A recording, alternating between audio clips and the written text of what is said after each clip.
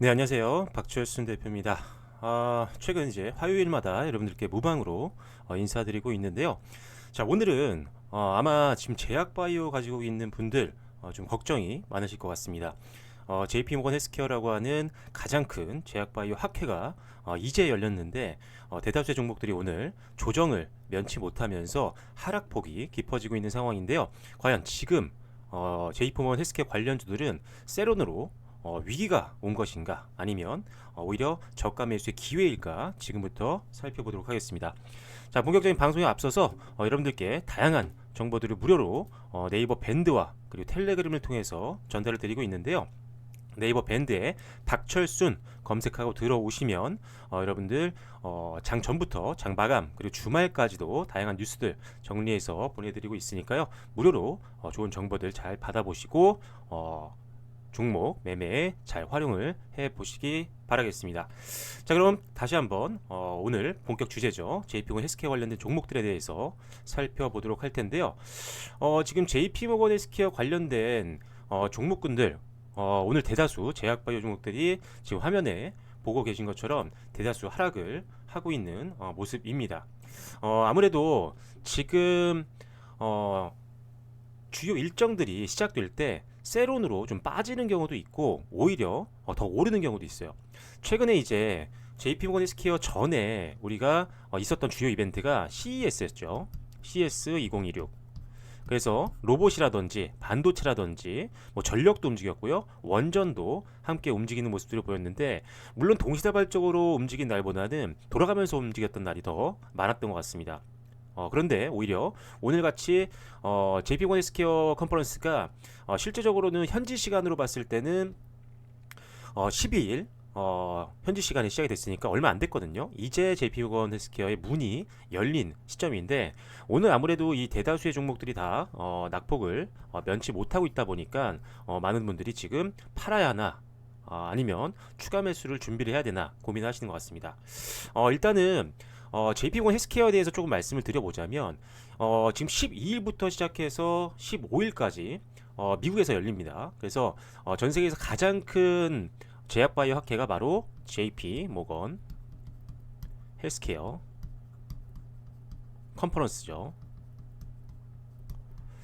근데 사실 이 제약바이오 관련된 JP모건 헬스케어 컨퍼런스는 보통 이제 1월 달에 열리기 때문에 보통 우리가 이 종목들을 매매를 할 때는 그 전에 미리 매수를 하는 게 좋습니다. 보통 한 12월부터라도 최소한 분할 매수로 미리 담는 전략이 중요해요. 왜 그러냐면 너무나도 큰 학계다 보니까 보통 우리가 이벤트 드립을 하는 자금들,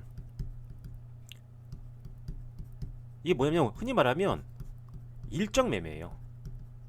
자, 일정 매매를 하는 단기성 자금들이 12월부터 미리 JP모건 헬스케어 관련된 종목들을 매수를 합니다. 그리고 나서 이제 JP모건 헬스케어가 열리는 시점을 전후로 해서 수급을 보거나 아니면 수익률을 어느 정도 달성을 했다라고 한다면 매도를 함으로써 시세 차익을 남기는 거죠. 그래서 보통은 미리 담아서 어느 정도 수익이 난 상태에서 이 JP모건 헬스케어를 맞이하는 게 가장 안정적인 투자법입니다. 그런데 좀 뒤늦게 잡는다면 일단 기본적으로는 조금 JP모건 헬스케어 컨퍼런스가 시작되고 나서 세론이 나오면서 손익 분기를 좀 내려가면서 오히려 손실권으로 가는 경우가 있는데 그래도 저는 지금 결론적으로 말씀드리자면 지금은 기회다. 저가 매수의 기회다라고 보고 있습니다. 자, 과거 같은 경우는 사실 우리나라 제약바이오 기업들을 보면 아시는 분들도 있겠지만 제가 2010년도 9년도 때 증권을 시작하면서 제약바이오 섹터를 담당했었거든요. 화학과 정유와 함께. 그래서 그 당시에만 해도 사실 뭐 기술 수출, 라이센스 아웃이라고 하죠. 뭐 기술 수출 이런 게 거의 없었어요. 그러다 보니까 전통적인 제약바이오를 제외하고는 해외 시장에서 수익을 내고 있는 기업들이 거의 없었다라는 거죠. 근데 지금은 많이 바뀌었습니다. 뭐가 바뀌었냐? 지금 미국을 기준으로 본다고 한다면 미국 시장에 지금 진출한 우리나라가 직접 만든 신약이 한 9개 정도가 들어갔거든요. 9개 정도가 들어갔는데 그 다음에 또 이제 SK 이노엔이라든지 이런 기업들이 이제 신약을 출시를 앞두고 있는 상황이죠. 그래서 실제로 이제 우리나라가 개발한 신약들도 이렇게 글로벌 주요국 쪽으로 수출을 하고 있는 상황이고요. 그리고 최근에 가장 뭐 기술 수출이 세게 났던 기업을 보면 ABL 바이오죠. ABL 바이오. ABL 바이오가 기술 이전을 했습니다. 라이센스 아웃을 했는데 어디로 했느냐? 바로 글로벌 기업이죠. 일라이 릴리. 조 단위의 계약을 따내면서 급등이 나왔던 케이스였습니다. 그런데 ABL 바이오만이 아니라 굉장히 많은 기업들이 기술 수출을 하고 있는 상황이죠. 그래서 지금은 실적이 늘고 있는 기업들이 많습니다. 기본적으로 기술 수출을 하게 되면 계약금을 받죠. 자, 계약금을 받습니다. 그 다음 뭘 받느냐?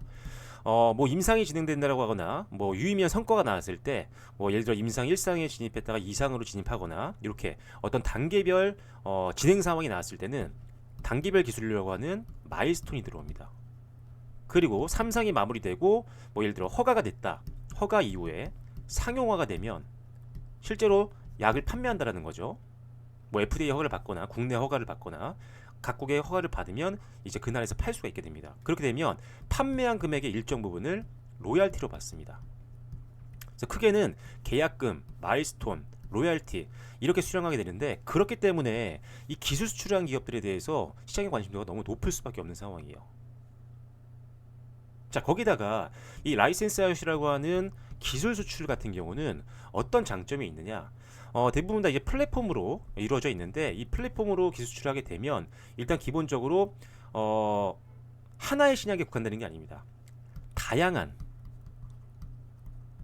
신약 개발에 활용할 수가 있고요. 그리고 여러 가지 뭐 물질이라든지 아니면 적응증, 여기에도 적용이 가능하기 때문에 확장성이 굉장히 높습니다. 그러다 보니까 복수 기업과 계약을 중복으로 체결할 수 있어요. 그래서 조금 전에 언급드렸던 뭐 ABL 바이오 같은 기업들, 이런 기업들 같은 경우는 지금 최근에 일단 뭐 사노피라든지 GSK, 그다음 좀 전에 언급드렸던 뭐 일라이 릴리, 이런 기업들과 거의 뭐 구조 가까운 기술출을 연이어서 했거든요. 이렇게 여러 가지 기업들과 계약을 따내면서 엄청난 실적 성장을 만들어낼 수 있는 게 바로 이런 플랫폼 기업들의 기술 이전입니다. 그래서 이미 많은 기업들의 우리나라 뭐 대표적인 플랫폼 기업이 뭐 ABL 바이오, 알테오젠, 그다음에 뭐 리가켄 바이오, 여러 가지 기업들이 있는데 대부분 다 라이센스 아웃을 하면서 이미 신뢰도가 굉장히 높아지고 있다. 자, 빅파마들이 이 회사의 플랫폼을 엄청난 돈을 주고 기술을 받아오게 되는데, 그 돈을 줄 때 검증을 안 하겠습니까? 엄청나게 검증을 합니다. 과연 우리가 이 돈을 주고 이 기술을 가져왔을 때 얼마만큼의 부가가치를 낼 수 있을지에 대해서 정말 정밀 분석을 하고, 그리고 나서 이제 결국 기술 수출 계약을 하게 되는 거예요. 그렇기 때문에 한번 기술 수출이 된 기업들은 이미 검증이 끝났다. 검증이 어느 정도는 끝났기 때문에 오케이가 난 거기 때문에 신뢰도가 상승할 수밖에 없습니다. 그래서 이건 결국 어디로 가느냐? 추가 기술 이전. 이렇게 갈 수가 있는 겁니다. 그러다 보니까 JP모건 헬스케어에서 뭐 바로 만약에 기술 이전이라든지 뭐 M&A라든지 뭔가 호재가 나오지 않는다고 하더라도 계속적으로 기술 이전에 대한 기대감은 높다. 그래서 사실 이 JP모건 헬스케어를 통해서 미팅을 엄청나게 합니다.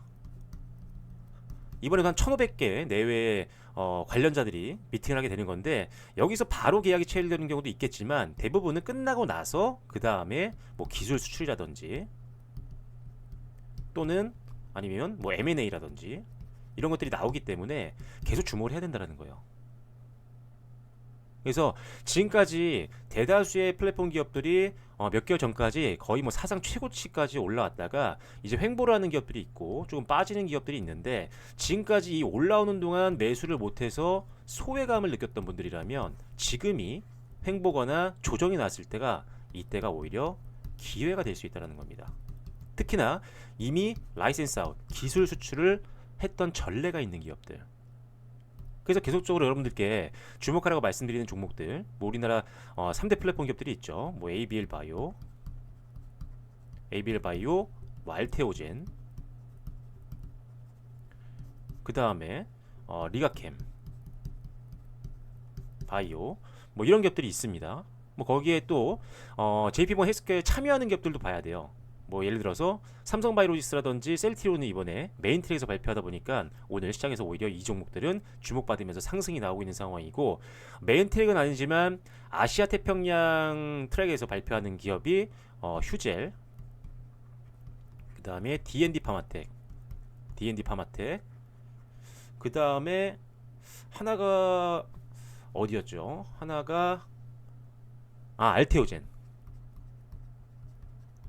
지금 방금 밑에서 말씀드렸죠. 요 세 회사가 아시아 태평양 트랙에서 발표합니다. 발표도 이게 기술력이 없으면 할 수가 없는 거거든요. 그만큼 시장, 업계에서 주목을 하는 기술력을 갖고 있는 기업들만 발표가 잡히게 됩니다. 그래서 이 모든 기업들, 지금 화면에 나와 언급드렸던 종목들, 조정 시 매수 관점으로 접근할 수 있는 종목들이다 라고 보시면 될 것 같고, 자, 오늘 많이 빠진 종목 두 종목을 한번 볼 텐데, 한미약품과 HK 이노엔이 오늘 거의 뭐 10% 이상씩 빠지고 있는 상황입니다. 근데 지금 오늘 공시 나왔던 거 제가 밴드랑 올려드렸었는데, 일단은 이 한미 약품 같은 경우는 JP모건 헬스케어 컨퍼런스에서 머크사가 세션에서 발표를 한 이후에 주가가 좀 빠지고 있습니다. 왜 그러냐면 같이 하고 있는 이제 파트너사인데 임상에 대한 내용들을 조금 언급을 좀 약하게 했다라는 거죠. 근데 이게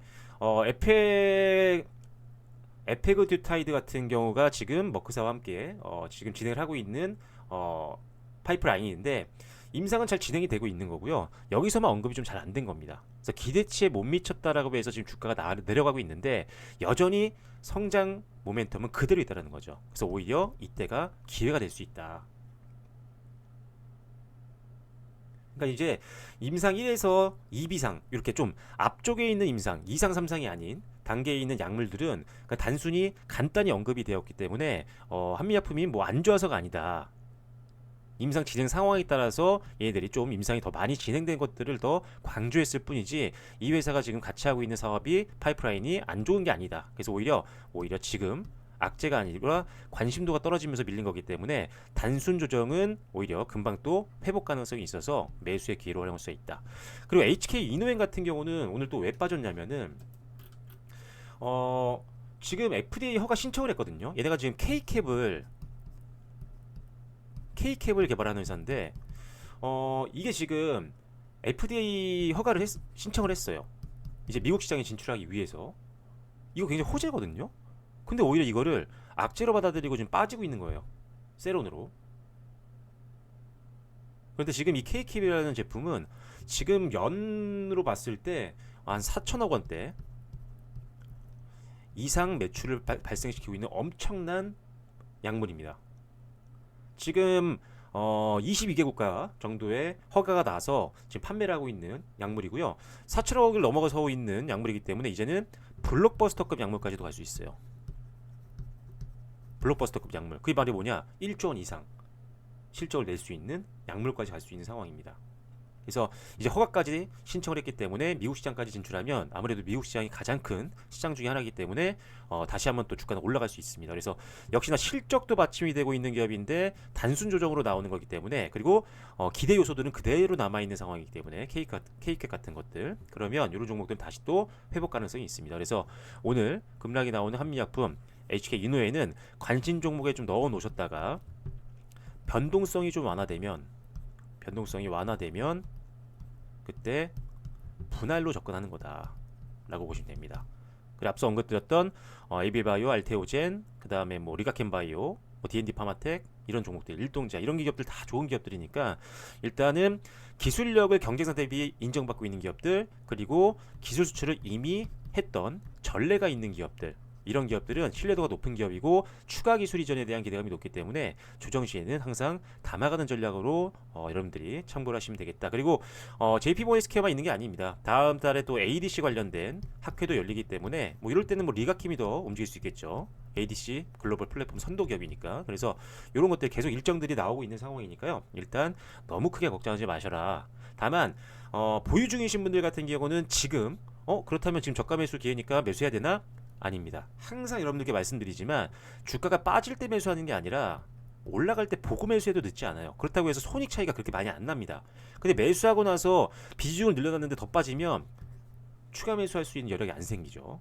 반드시 올라가는 걸 보고 매수해도 늦지 않는다라는 점. 신규 매수하는 분들도 마찬가지입니다. 내려갈 때 사는 게 아니라 올라가는 걸 눈으로 확인하고 사도 늦지 않는다라는 점 다시 한번 강조드리면서 오늘 제약바이오 특히나 JP모어 헬스케어 관련된 관련주들 오늘 아쉽게도 조금 밀리고 있지만 결과적으로는 큰 악재가 있는 게 아니다. 단기성 자금이 좀 빠지는 구간에서 조정은 나올 수가 있겠지만 여전히 성장 동력은 그대로 남아있는 상황이기 때문에 지금 하락했을 때가 오히려 그동안 매수하지 못했을 때 소외감을 느끼신 분들은 신규 매수의 기회가 이제 오고 있는 거고요. 가지고 있는 분들 같은 경우는 아주 단기성 자금이 아니라면 일단 홀딩 하시면서 반등이 나왔을 때 추가 매수까지 한번 고려해 보시면 좋겠다라고 말씀을 드리도록 하겠습니다. 자, 그래서 일단 우리 다양한 종목들 항상 여러분들께 나눠드리고 있고 방송에서도 좋은 종목들 많이 소개해드리고 수익도 많이 나고 있는 상황이죠. 하지만 관련된 종목들 뉴스가 어떤 것들이 나오는지에 따라서 공시가 어떤 거가 나오는지에 따라서 또 대응 전략이 계속 바뀔 수 있습니다. 그렇기 때문에 그런 추천주들에 대한 종목들 항상 제가 네이버 밴드에서 무료로 여러분들께 정보 올려드리고 있으니까요. 네이버 밴드에 박철순 검색하시고 들어오셔서 좋은 정보들 많이 얻어가시기 바라겠습니다. 최근에 날씨도 굉장히 춥고 독감이 굉장히 유행입니다. 여러분들 건강 무엇보다 더 조심하시고요. 저는 또 다음 주 또는 네이버 밴드와 그리고 텔레그램에서 더 다양한 정보로 인사드리도록 하겠습니다. 수고 많으셨습니다. 감사합니다.